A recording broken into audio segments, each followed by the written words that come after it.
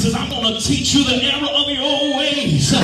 I'm going to show you how I meant to use you a long time ago. But you allow too many people into your ear. But now I'm about to turn this thing around. And I'm about to get some glory out of your life. Shout glory. Not only does he teach you the error of your old ways, but he corrects our character. Somebody shout glory. Hallelujah.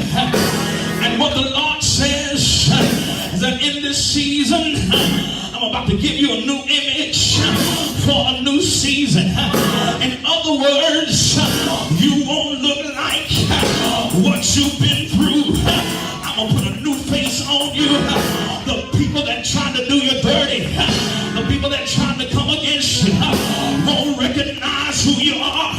Because behold, I'm a new creature.